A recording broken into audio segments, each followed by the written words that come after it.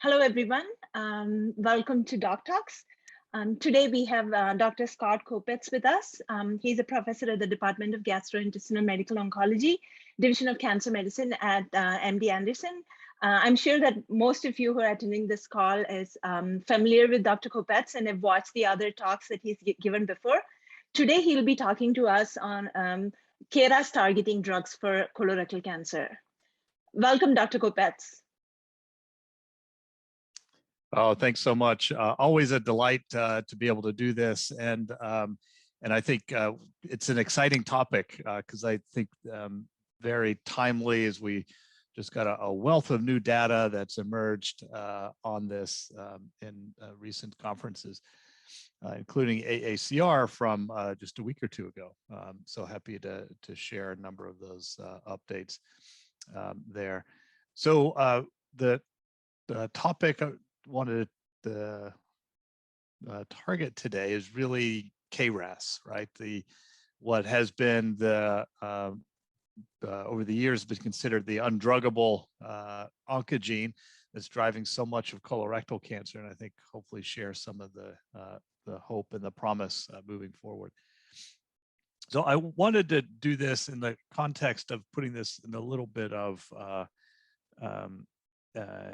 understanding what we're learning about KRAS from the learnings that we've had from other oncogene targeting. And one of the concepts that we've shared a little bit in some of these conversations around BRAF, and I want to just have a few slides to set the stage from what we've learned on BRAF, is really about recognizing that we can target these oncogenes, BRAF, KRAS, for example. But what we're learning is about how the tumor is really kind of adapting to key features and key feedback mechanisms. So our bodies are exquisitely attuned to making sure that we keep all of our body functions, our sodium levels, our blood pressure, our hormone levels in the body at a key and regulated state. And there are feedbacks that drive this. And the same thing occurs in normal cells as well, within pathways that, when there's a perturbation, the body wants to return to a level that is ideal for the system, for the tissue, or for the cell. And cancer uses this, and the same thing here occurs, and we talk about this as adaptive resistance. And so we'll show a few examples of this, and I think really important when we start to talk about these KRAS inhibitors, because we'll spend some time talking about the new inhibitors coming and the excitement around them, but we also have to recognize what we're learning about adaptive resistance. Okay, so with that, just remember, anytime we inhibit one spot in a cell, the cell adapts, something changes, something else turns back on. And that's really this concept of adaptive resistance. So as I mentioned, we learned about this in the context of BRAF first, where we saw things like this, where you have a BRAF mutated cell and you treat the mice with a BRAF inhibitor, nothing happens. This is just showing the growth of the cancer here over time. And you can see the blue control line where the mice were untreated and the tumor grew. When you give a BRAF inhibitor, same thing. Give an EGFR inhibitor, no change, but you put those together and that's when you get activity. And it's really around this concept now, and I'll show this for BRAF, but the same applies for KRAS, as we'll get into. When you inhibit BRAF, you transiently turn off the signaling in this signaling cascade, right? Where we talk about, signals from above, from the growth factors like EGFR that comes down and normally signals through these. BRAF is turned on, it signals, we inhibit it, and the cell adapts, right? It finds ways around. In this case, there's these feedback mechanisms that are in place. And when we shut down the feedback, then we get pathway reactivation, signaling around the oncogene in this case, and you get pathway reactivation. And so this the concepts that will come through is this idea that you inhibit BRAF and EGFR, that you can shut things down further. The second thing that we learned from BRAF, and again, be relevant in the context of KRAS in a minute, is how the cells develop resistance to the therapies. And what we found is that when you inhibit maximally, the cells will find new genes to mutate and turn on.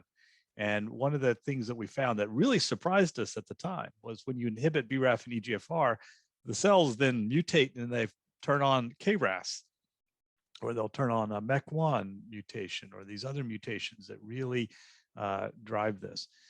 Now, we're surprised in a few ways. One is that, gosh, the tumors really can do this pretty quickly, right? It can adapt sometimes pretty quickly to generate these resistant mutations. And the second is the fact that when we profiled of all the hundreds of different growth factor pathways in a cancer, that the cancer cell could have chosen to turn back on, right? It could have turned on, June signaling, any number of these other signalings. But universally, the cells almost always turn back on the exact same pathway, right? And this is relevant in KRAS, as we'll come back to as well, because these cells are showing how dependent they are on this MAP kinase pathway, all right? So adaptive resistance, dependency on that pathway, even at the point of resistance. Those are some of the key things, key learning that we have. And this is just showing the progress in BRAF, where we see these mutations, they acquire these second mutations. Now, when in the mice, we can really shut down the pathway very profoundly. When we do that, we can show that the tumor regresses. And in BRAF, again, a number of different inhibitors of the MAP kinase pathway that is relevant, right? So, and that's kind of where the field is currently in BRAF. So we'll come back, you'll hear more about these, right? SHP2, ERK inhibitors, MEK inhibitors, these are all things that are going to be very relevant, and I'll share some of the data on the context of KRAS. Okay. All right, so the more we learn, the more things are the same, right? So now let's pivot to our real question for the day, which is, let's think about KRAS.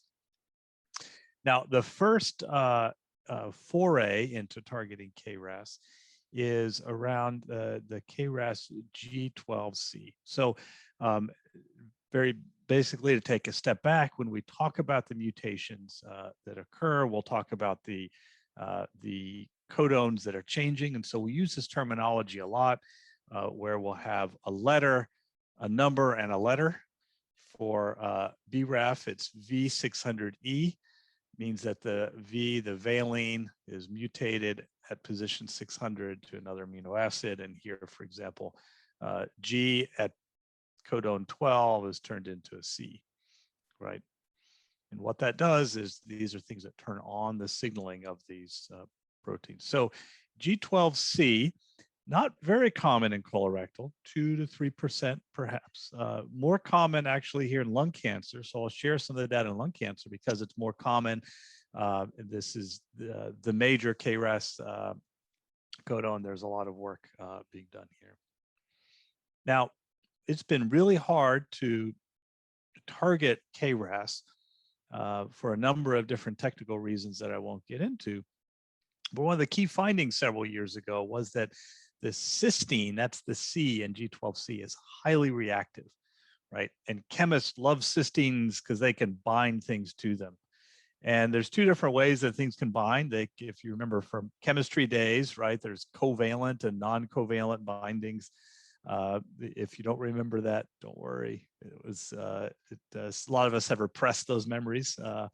But the idea is that some inhibitors, actually most inhibitors, small molecule kinase inhibitors, are non-covalent, meaning they'll come in, they'll occupy the spot in the protein that's mutated, they'll inhibit its activity, and at some point they'll fall off, right?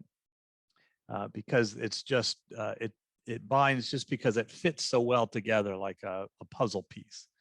Right. Then there's others that kind of come in and you've got a little bit of super glue on that puzzle piece, right? It fits well, but then it also has this chemical bond that is really developed in that region. And so the cysteine is unique, right?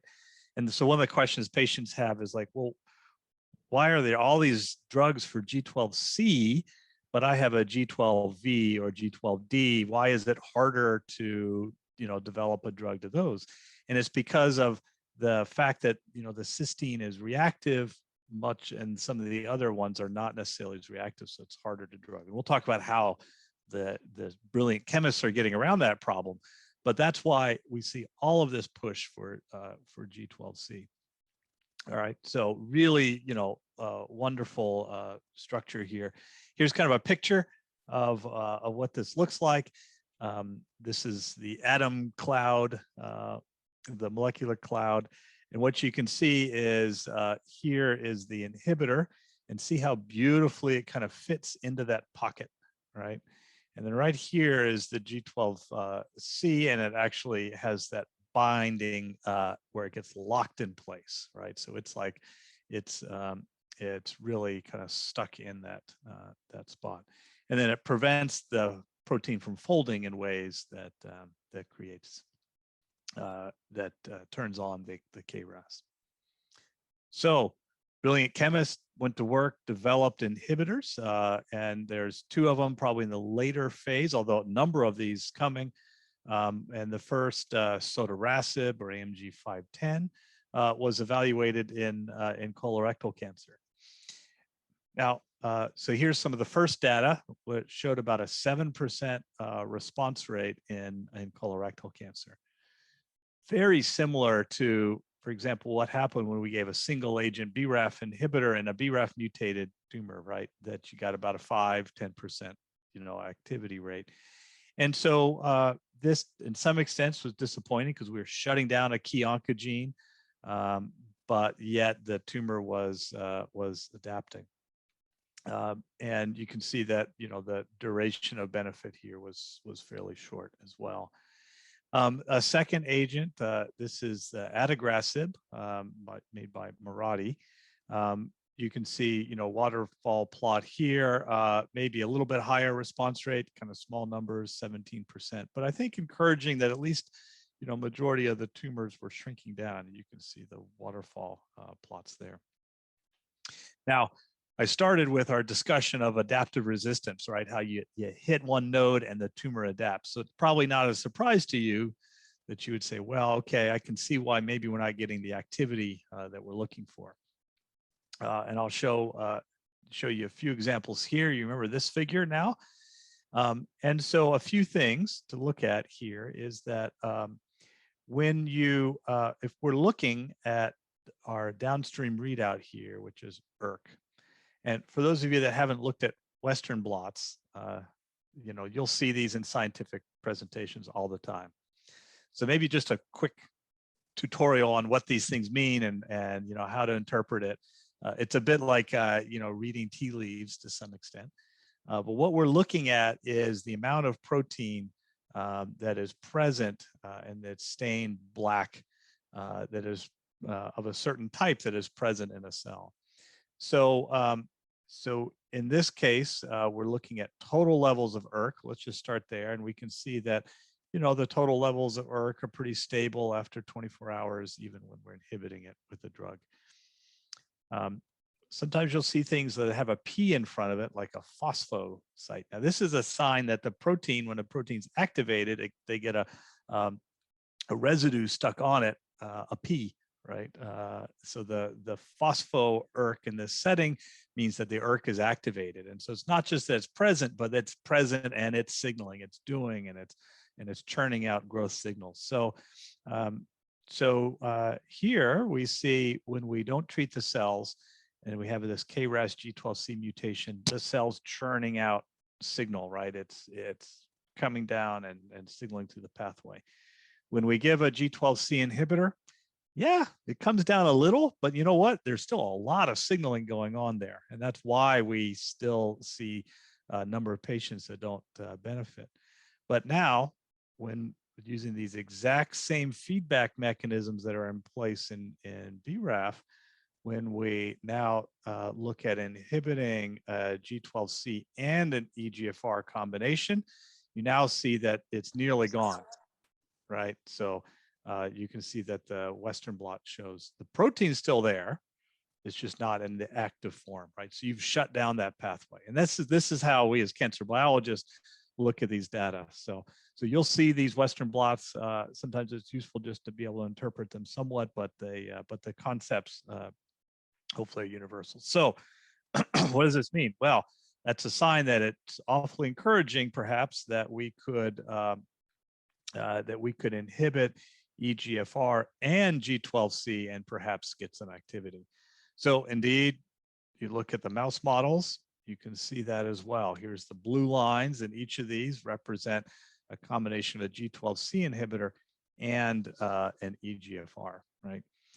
So these are the mouse models that we use to, where again, we implant these in the flank of a mice, let them grow untreated and kind of show what the tumor would do if we left it alone. And then some mice we treat just with one treatment. This is the EGFR inhibitor.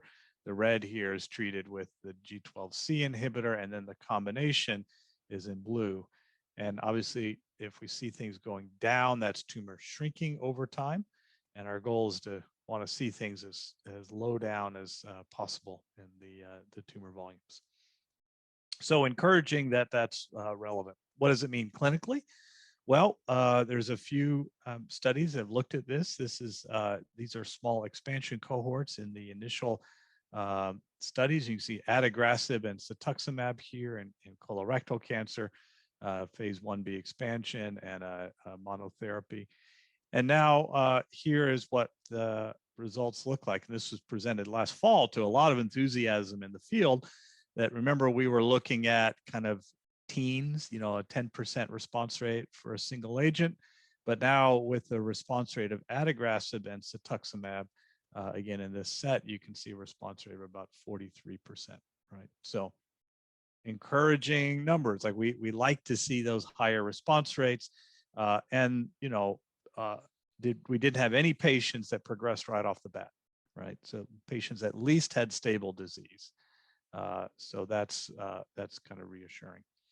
Now, one way is we take the Adagrasib, and this is the same plot here. Purple is just showing what the single agent Adagrasib is. The blue is Adagrasib plus Cetuximab there. So you can see just the comparison.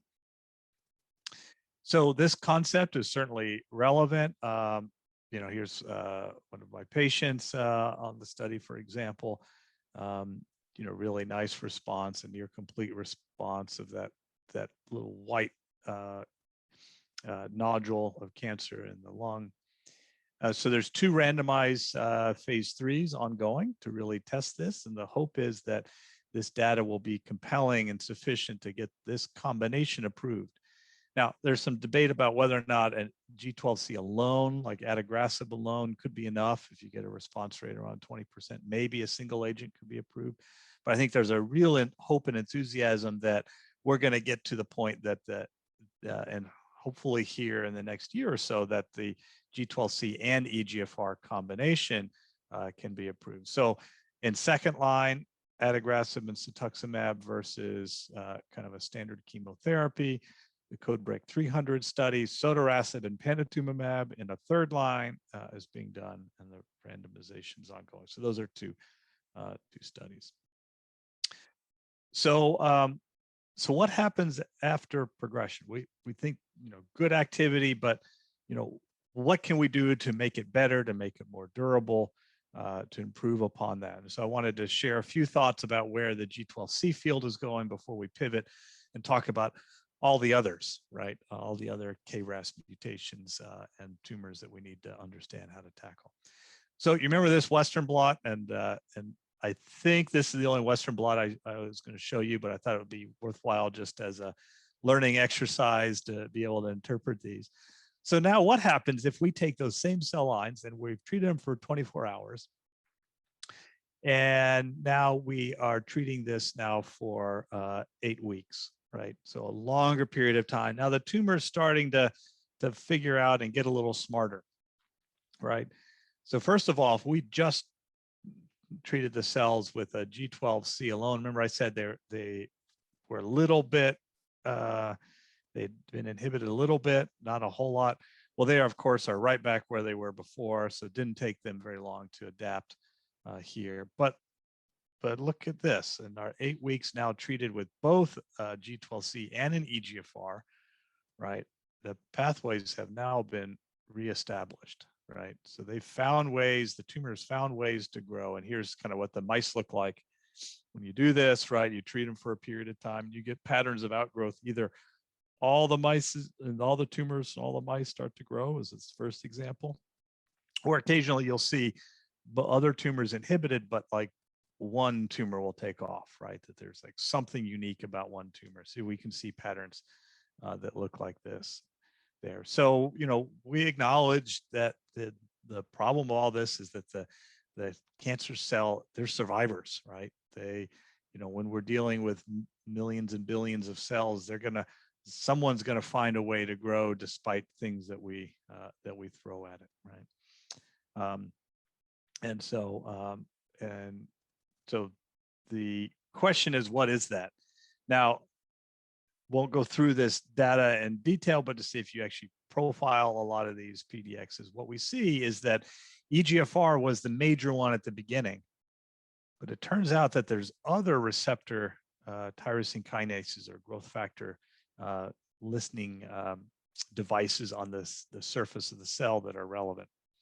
So just a minute to comment on this biology. So cells, healthy cells, need to be able to know when to regulate their growth, right?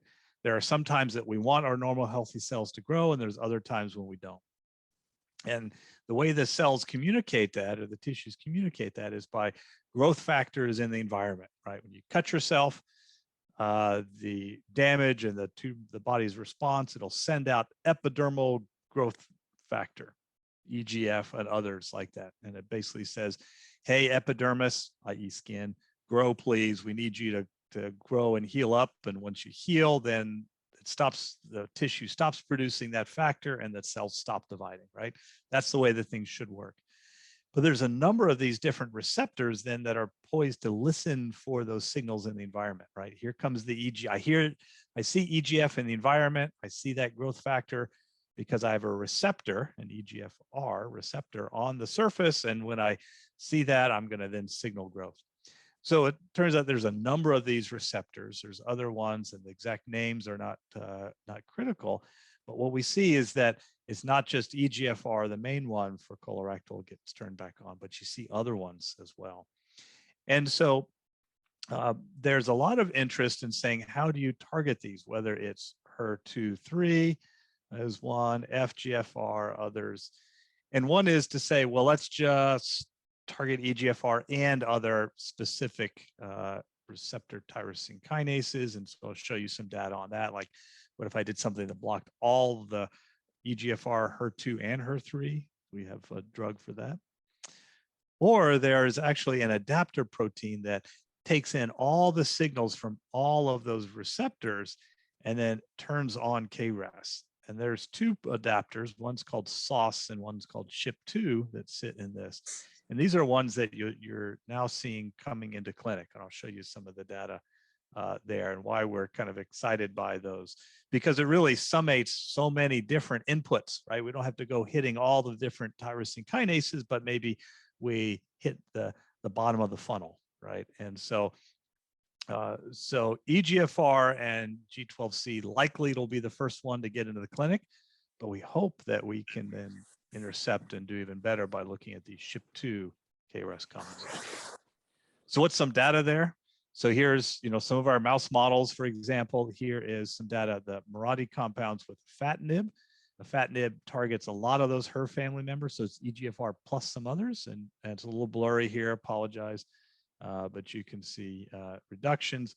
The other is SHP2 inhibitors here, and a number of great efforts there. We've actually got a nice manuscript submitted that looking at a lot of SHP2 and G12Cs. So something we're enthusiastic about, but this is one of them just showing the regression of some of these models with the SHP2. So that's kind of a key direction that the field is going. So there are a number of SHP2 inhibitors here, and I'll mention one of them here is that the RevMed SHP2 inhibitors, but there are several others that are looking at it. Novartis has some others, and they're looking at them in various combinations of the G12C. So the RevMed Amgen combination, Mirati, Novartis, for example, Genentech has a G12C, and they're looking at ones as well. So I think a lot of companies recognizing these are good pairs to look at to try to expand. So this is one of several different combinations. I just wanted to show one of the the big umbrella studies that are being done, just so you can see some of the things that are being explored. And you can see the combinations here with MEK inhibition. We'll talk about that in a little bit. SHP2 inhibitors, pan-ERB, which is like the Fatinib I showed you, ones, EGFR, of course, CDK inhibitors, mTOR inhibitors, and others. So, the number of potential combinations being explored, as well as some PD-1 data, which looks really interesting in lung cancer as well. So that the hope is that that can help with some mechanisms of this adaptive resistance. But remember, one of the things I shared with you, again, we're going to learn a lot from BRAF. So the things that I shared with you at the beginning about BRAF is that the tumors found ways to mutate and reactivate that MAP kinase pathway. And so the other key finding that we've seen now, and this is recent data that was presented in a nice New England Journal of Medicine article, is that we're seeing the same things with the G12C. So this is Adagrasib data, where we're looking here at patients either with tissue or ctDNA. Mostly this is ctDNA. You can see here in the green, and there's a number of colorectal cancer patients. Now, these all had a G12C mutation, right? And they still have it at the time of progression. But what you can see here are other mutations that are occurring. And here's, our nomenclature for other different types of mutations. For the aficionados out there, there's what we call switch 2 mutations. So something that we don't normally see in cancer, but is driven by the particular ability to get around that the inhibitor of the G12C. But you see all these other pathways, all these other mechanisms, right? Receptor amplifications. You can see other mutations like NF1 in the pathways, BRAF mutations, MEK mutations downstream. That's the MAPK1 that's prevalent there as well. And then interestingly, you can see some fusions as other drivers. And a lot of those are fusions with something that is either a TKI like FGFR3 or an oncogene like BRAF or CRAF, RAF1, as you see there. So, so we kind of summarize everything seen so far. Covalent binding site mutations, you can see secondary mutations, as we talked about in KRAS, amplifications, and then independent signaling activation mechanisms. There are some other things that are non-genomic that are a little bit harder to quantify. So, what can we do to try to target that? Well, if all these are activating the MAP kinase pathway, right, the same pathways before, maybe we look at combinations. And so this is some of the Amgen data, for example, looking at the G12C plus a MEK inhibitor, right? And that's downstream of the KRAS, so maybe that should blunt some of those a little bit. And then what you can see is 18 patients that were treated with colorectal, not a great activity. Again, there are some responses in patients that have been previously treated, small numbers, right? So it's 1 out of 7 patients that have had prior G12C inhibitors, disease control rate, 6 of the 7 had at least some disease control. So maybe there's something there. There's some toxicities associated with that we have to work through.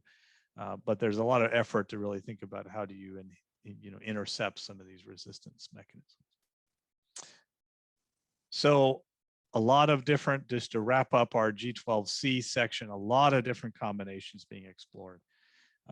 If I was a patient at this point with a G12C mutation and KRAS, what you really want to be looking for are combination strategies. And I'm not sure at this point we can say one combination is better than another, but I think we do recognize that probably single agent G12C is alone is not going to give us the activity that we'd like.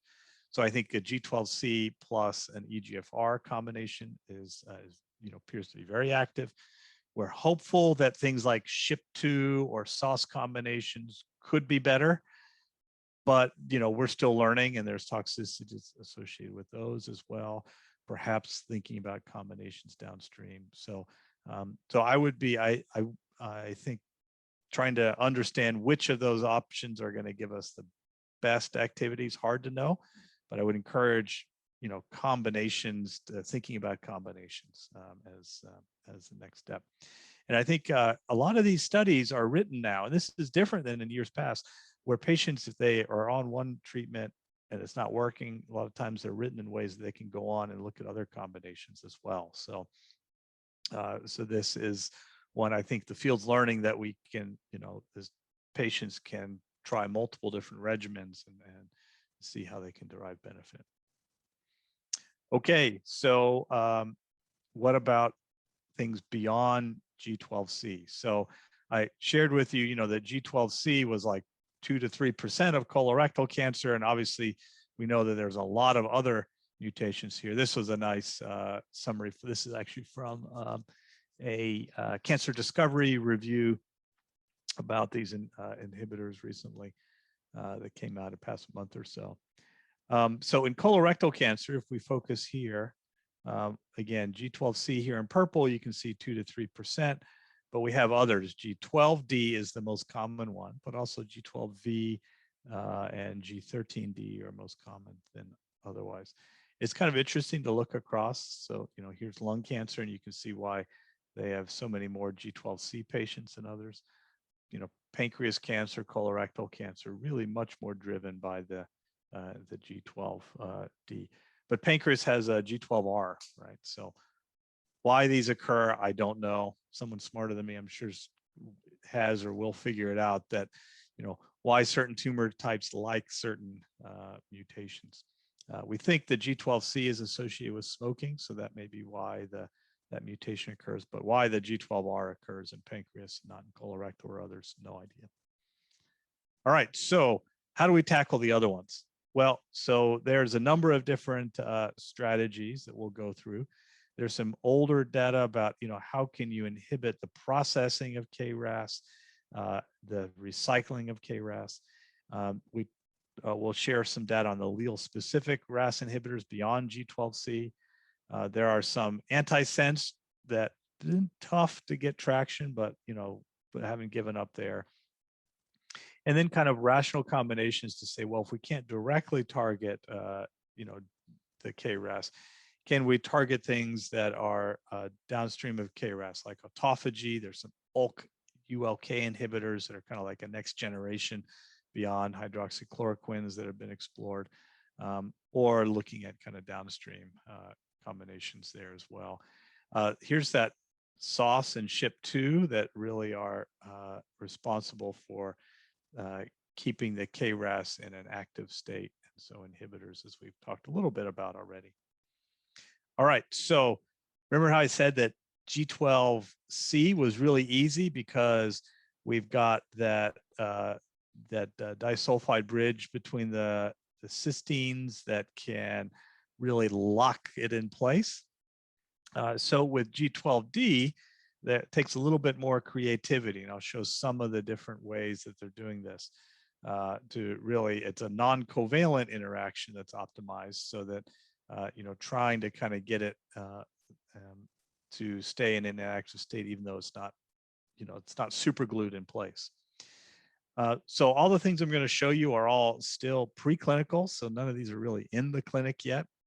You know, it's one of the big questions. When's it going to be in the clinic?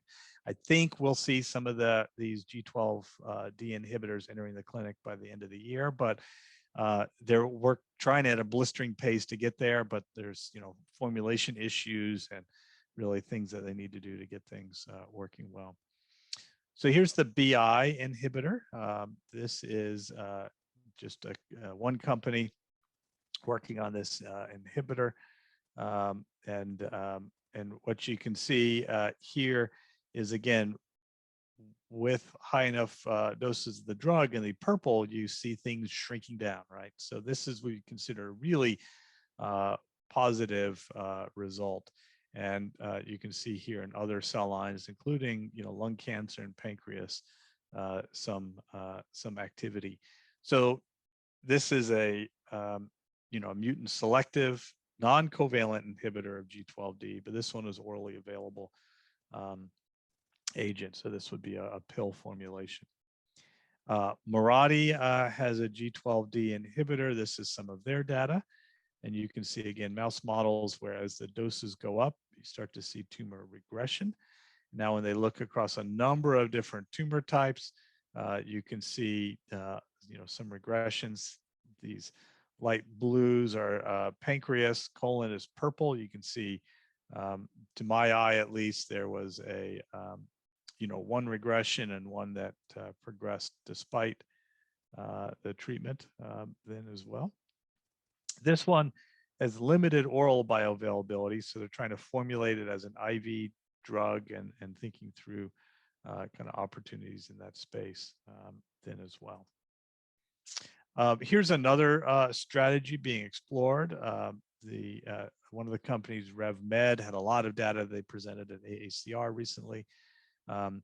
So what they are using is a chaperone. So this is like normally cyclophilin binds to KRAS, and if the thought is we can't design an inhibitor that just sticks to KRAS itself, but if we can find something that is in that tertiary complex between a normal binding partner of RAS and otherwise, that it can do that. And so everything looks easy in cartoons here, but in this nice cartoon, you get a drug, it binds to the binary complex, and then all three of them glom together, and you can get some inhibition. And so that's what this drug is. It has not great bioavailability, but maybe sufficient, meaning should be able to take it as a pill formulation. But when we then look in some of these models, what you can see is, for example, here, really nice inhibition, even with modest doses, and really well tolerated then as well, including some of these models where they could shrink the cancer down so much that it wasn't palpated in the mice, which is easier to do than in patients, of course. But, you know, it's certainly encouraging to see really profound inhibition there. Here's some other models, another kind of colon model to show it wasn't just a one-off, and then also a tough pancreas model then as well, showing the same thing. So the G12D inhibitors, I think lots of promise. There's questions about formulations of all of these. There's at least 3 of them coming. These probably are not going to be as clean and as straightforward as a G12D or G12C for the reasons I mentioned, right? But I think there will be, you know, a lot of opportunities for colorectal cancer patients here, and I'm hopeful that we'll be able to move forward, and hopeful also that we can learn from BRAF and G12C and kind of move rapidly to combination strategies then as well.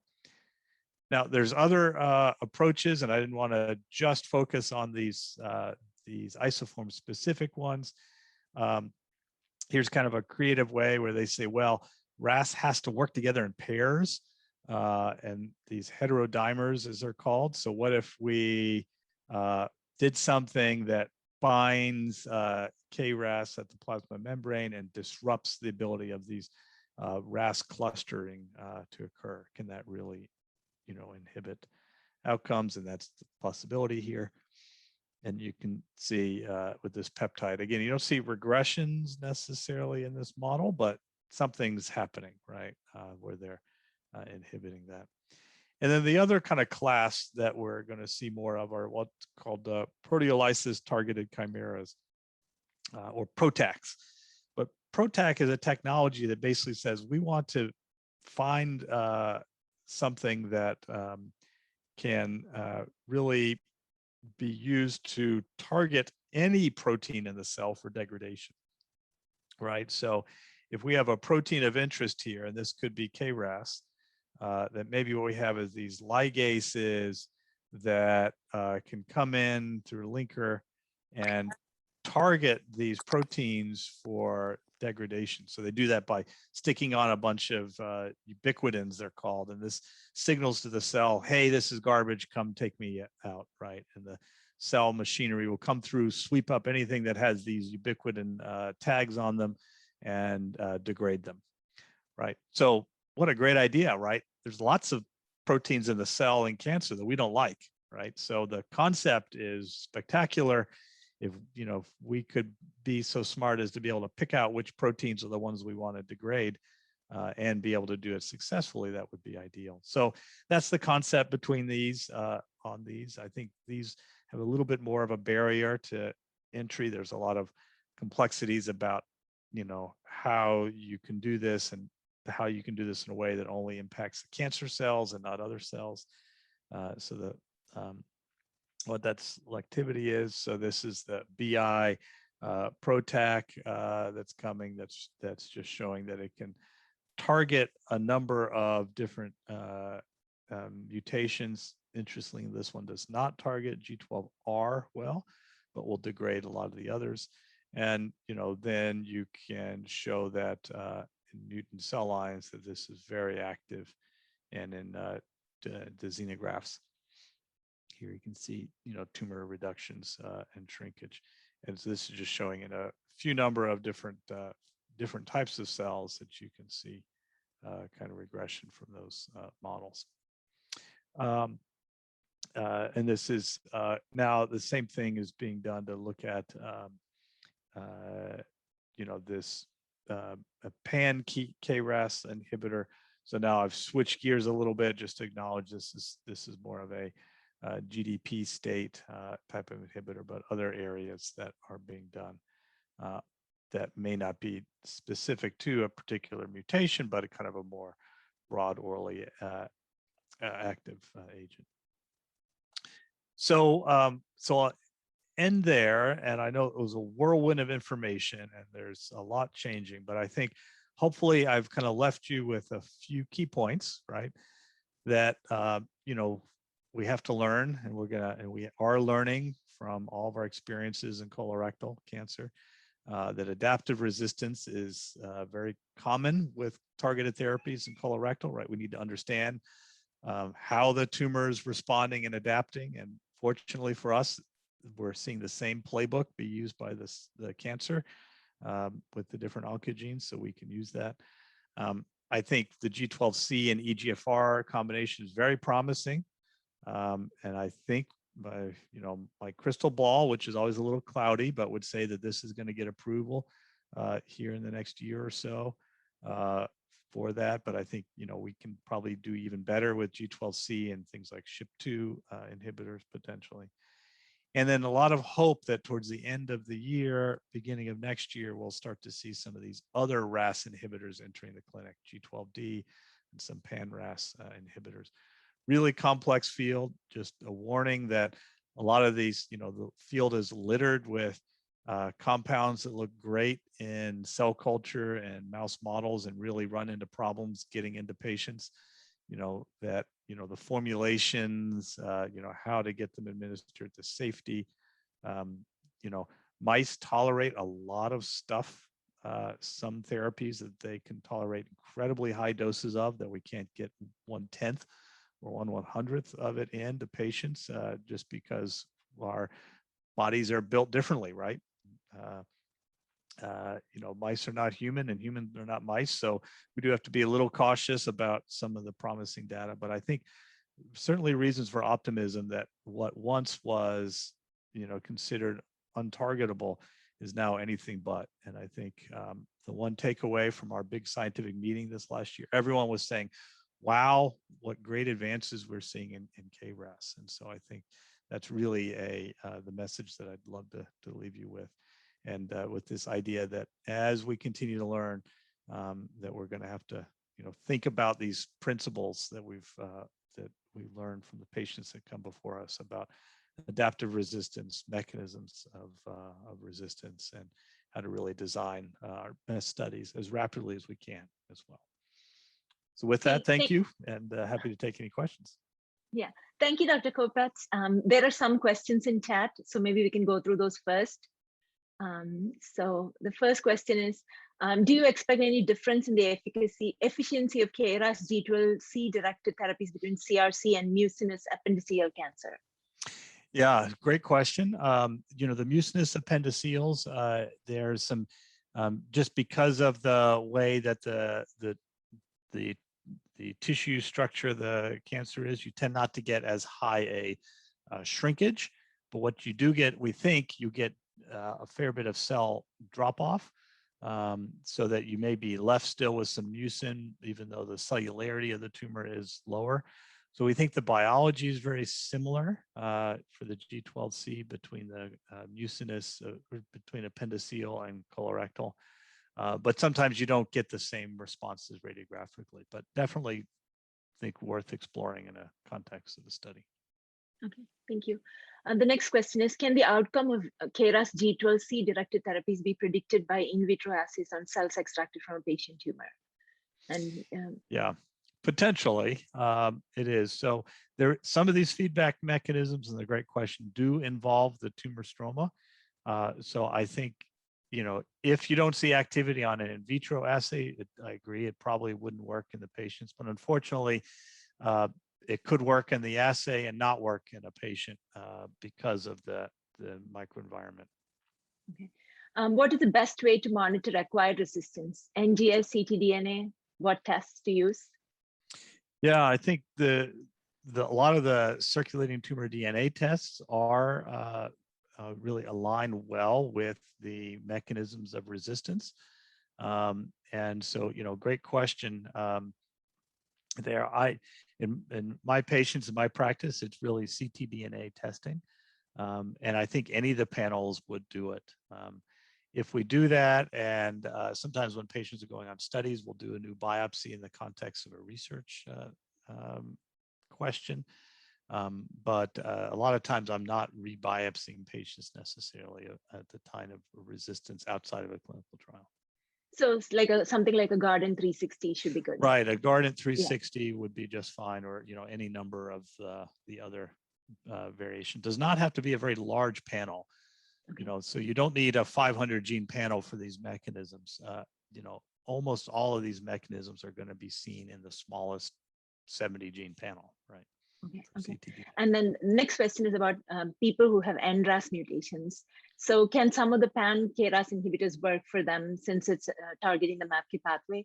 And it seems that there is much less interest in NRAS mutations. Yeah. Right. So it's going to be coming. I've had so many of these conversations with the companies. They're like, well, should we include NRAS? Should we not? We want to maybe, and so a lot of them have said, well, we'll show what works in KRAS and then we'll do NRAS next. Some are including NRAS. Believe me, we're advocating as loudly as we can that we should be inclusive of NRAS in a lot of these studies. And there are some that are RAS studies. The difficulty is that KRAS and NRAS, while they're very similar, are somewhat different in enough ways that, for example, some of the G12D inhibitors, may not work in the NRAS because they're designed really for a KRAS G12D. G12Cs and NRAS extraordinarily rare. Yet to kind of come across one, but I think there was one out there. I think that's a tumor like that. I think that patient should be treated with a G12C inhibitor because I think that should work. The problem one of the issues with NRAS is it tends to have more of the codon 61s, which have a slightly different behavior, lower prevalence, a little harder to target. But some of these mechanisms, certainly the degraders, some of the PROTACs, things like that will work. Some of the, GDP state ones could potentially work in some of those. But I hear you, Sarah. That's a great point, and I think we'll get there, but it's only going to be a subset of the inhibitors right now. Okay. The next question is about, how do people figure out when to jump, to a trial, or, the sequencing of the treatments, chemo versus, targeted therapy, and what do you suggest?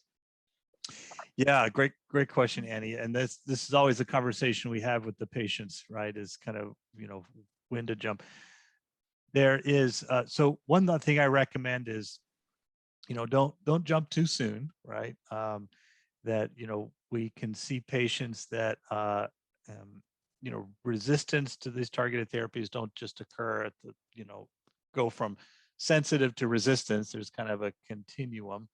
And so we can stretch things out for sometimes multiple additional months, even though maybe, one little area in the lung may be growing, but the bulk of the tumor is under control. I think we know at some point the cancer will find ways to grow, but what we don't want to do is to jump too soon based on a really small change and leave some benefit behind. That's a bit of the art of all of this, just based on seeing lots of patients and patterns. And then do you try something different and then come back to targeted therapy, or go to another trial, right? And so this is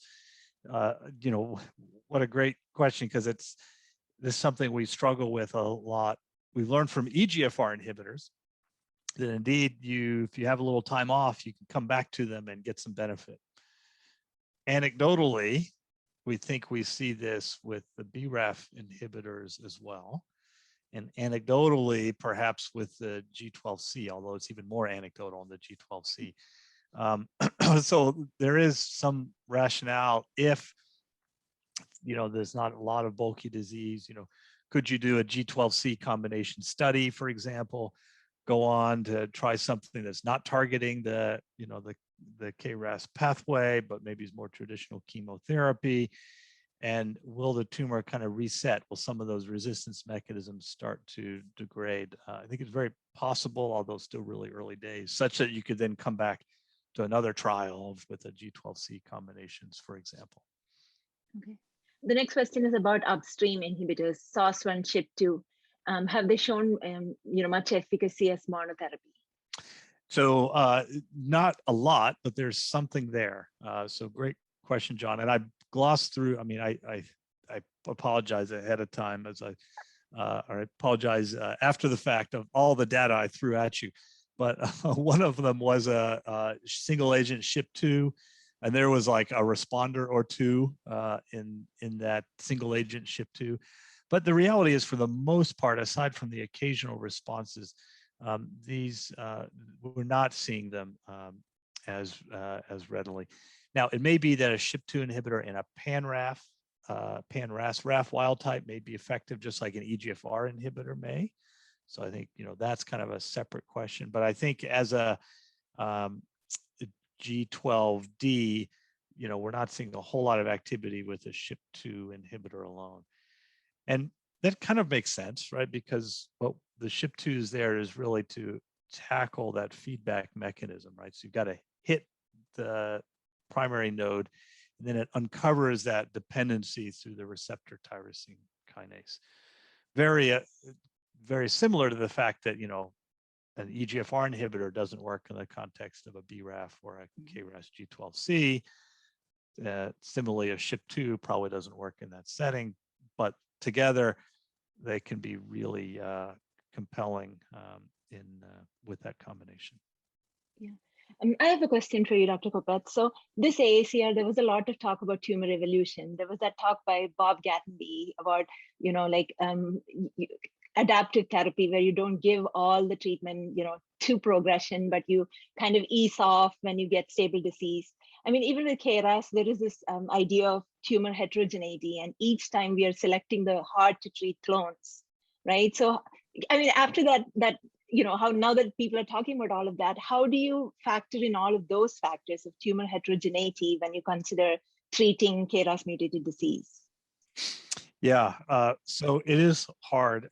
So it's a little easier to kind of think creatively about these tumor evolutions when you have a number of different mechanisms to switch to, right?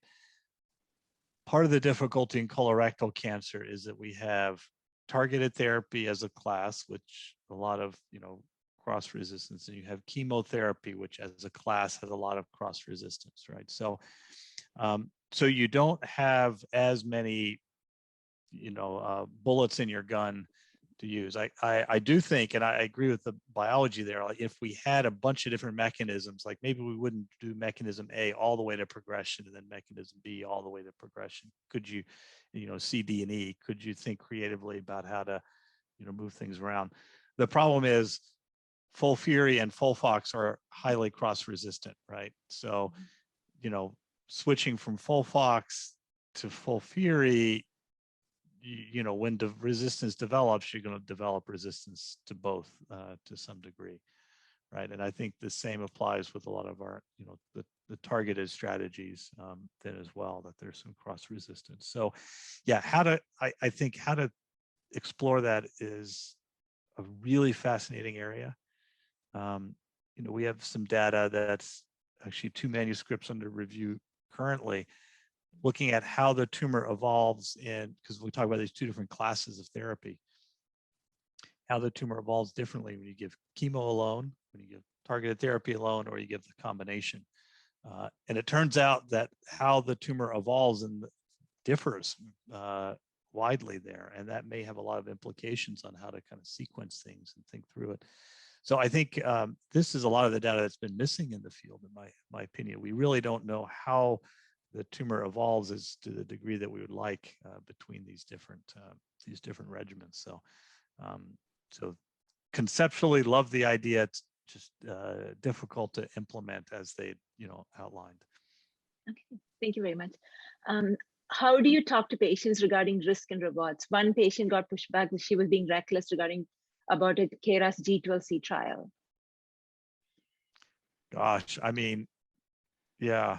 I don't know that. Yeah, it's kind of really interesting that there's kind of pushback. I mean, I think there are physicians out there who, are trying to do the right thing by the patients because they, want to make sure they know what they're getting into with kind of early phase 1 studies. And I think we absolutely have to acknowledge the dismal track record of, a phase 1 agent, first in human, first, a patient with a KRAS mutation. I mean, the data is like a 2% response rate and benefit. And so I have these conversations with patients all the time to say, okay, well, we can try it, but let's, make sure we're kind of aware of what the track record has been in the past. And, hopefully that this novel therapy would be a good fit for you. But I think that's a little different than like a G12C, where it's already established a clinical proof of concept. And so I always encourage patients to think about it. And I would say the same for investigators and physicians, that, it's one thing to think about a trial where no colorectal cancer patient has shown any benefit from the treatment yet, or those that like, yeah, we've had responders, right? There's been at least one colorectal cancer patient that's responded. And, in the case of G12C, there's many that have benefited very nicely for long periods of time. And I think the hard part is for, some oncologists that are treating so many different tumor types and having to stay up with the literature, it's hard to put any given treatment in one of those 2 buckets. Like, is this one that has an established proof of concept, or is this one that's like any other phase 1 study where, you at least need to be cautious and hear the pros and cons of participation. I don't know if that answers the question, Andy, but it is tough to discern. Okay, thank you, Dr. Kopetz. We are 1 minute past the hour. And as always, thank you so much for bringing all this new information to us. Always a pleasure. Okay. Yeah. Thanks all. Thanks to everyone for participating. Okay, take care.